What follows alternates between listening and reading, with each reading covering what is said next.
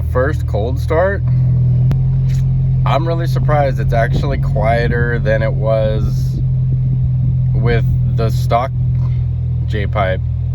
I'm really confused. I don't know what the hell is going on there. It was supposed to get louder.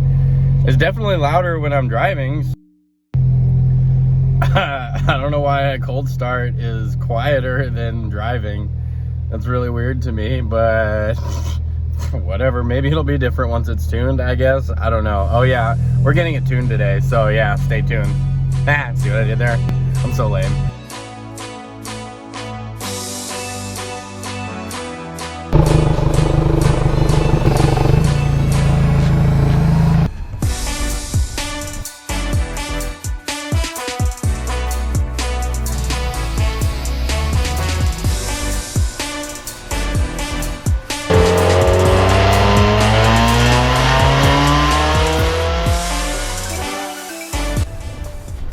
What's going on, everybody? Welcome to the video. Today is the day we're getting tuned over here at all-wheel drive tuning. So all-wheel drive tuning customizes in Subaru, obviously all-wheel drive stuff. There's a few Evos out here. Keith, the tuner here, drives that 2500. They had an S2000 on the dyno yesterday. It's all custom build, and they're helping that guy get it tuned so he can get it running. He's getting a brake job done over there on his Chevy. But I mean, as you can see, I specialize in Subaru. So yeah, we'll be back.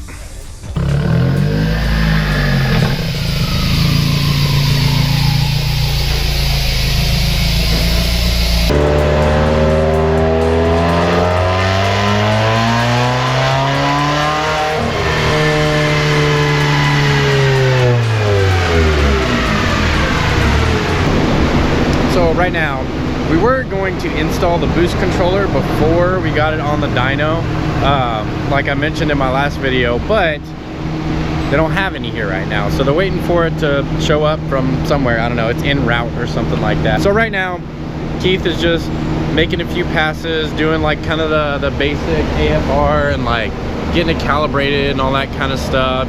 Basically getting everything done that he can do before the boost controller gets here.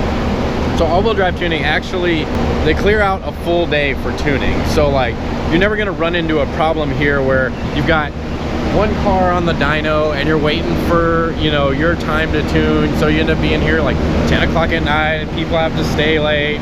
Now, show up in the morning, you're the only one on the dyno. So they can take their time, they can make sure that everything's done right the first time. You don't have to worry about anything getting messed up or not getting done or whatever, or having to have your car here for a couple of days if you only have one day to get stuff done. So we'll talk to him here in a little bit, and I'll kind of detail a little bit of the process so that like, so that y'all know what all does a dyno day include.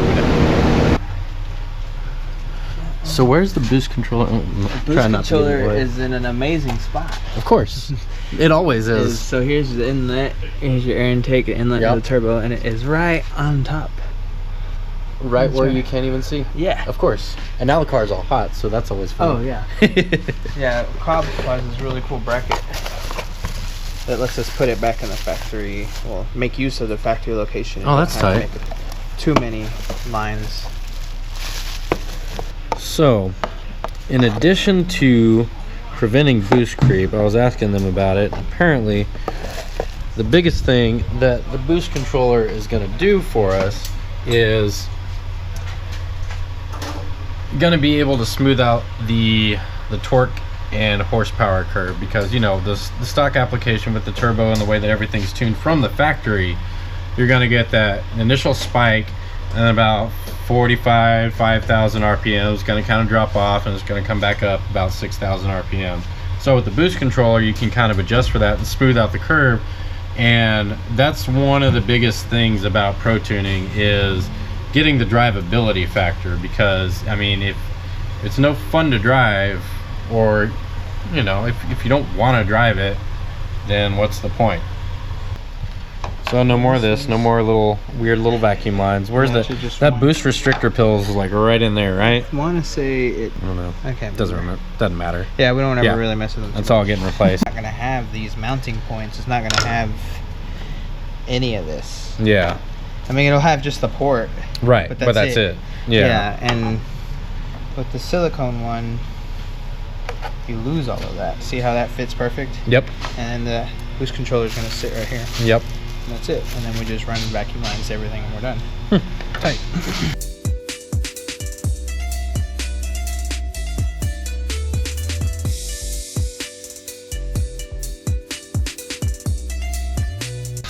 I'm really glad I didn't wash my car yesterday. That would have been stupid.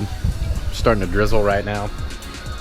That's like a cool 70 degrees, I think, something like that. Maybe not even. I don't know. Feels good though. Perfect dyno weather.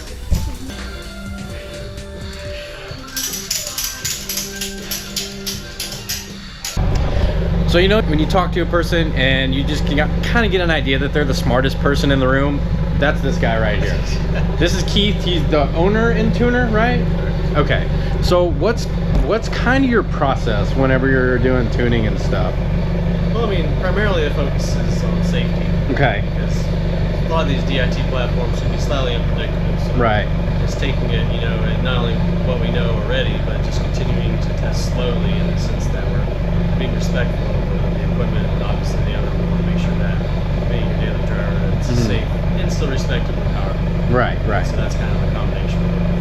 So what we did with my car so far is we're waiting on the boost controller to show up, which luckily Cobb is in Austin, so we were able to get that here today instead of, you know, having to have one in stock.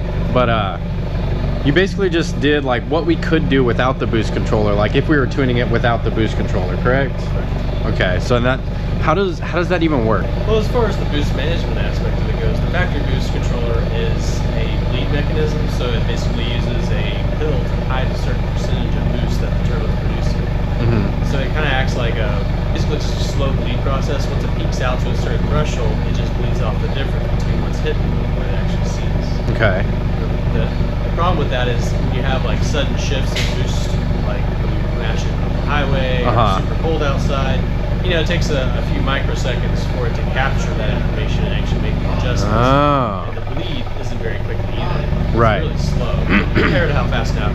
The nice thing about the 3-port is it's very reactive. So once we get to the target, it's able to actuate and bleed off just the difference we need to keep it on pace. Okay. Both positive and negative, so we're not constantly exceeding the threshold, especially in the higher RPMs where you get a little bit more boost creep, especially with the higher flow exhaust and the open intake. So it's going to be able to quickly capture and make the adjustments a lot quicker and safer. Okay. Than kind of overshooting and then overdoing the reduction.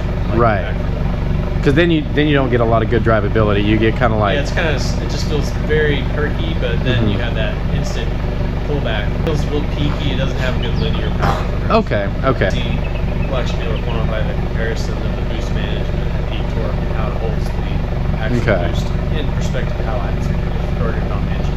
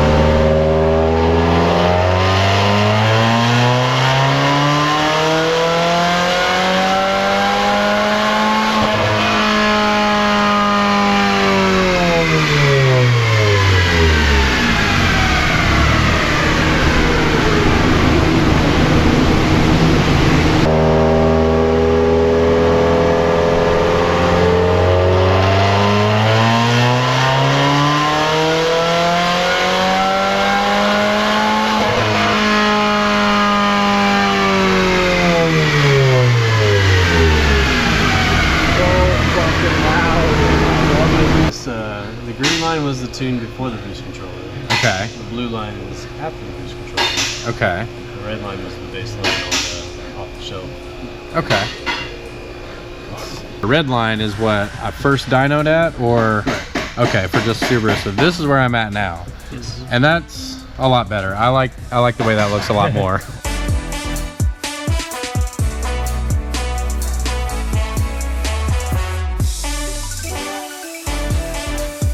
So tuning's all done. Car made 292 horsepower at 5695 RPMs and 314 pounds of torque, but I didn't look at the RPMs on that one, but you'll see it on the dyno graph. So unfortunately it's raining right now. I'd do some pulls for you, a little launch out of the parking lot or something like that. But thanks for watching. Like the video, subscribe, hit the notification bell because I don't make videos very consistently, and thanks for watching. Bye.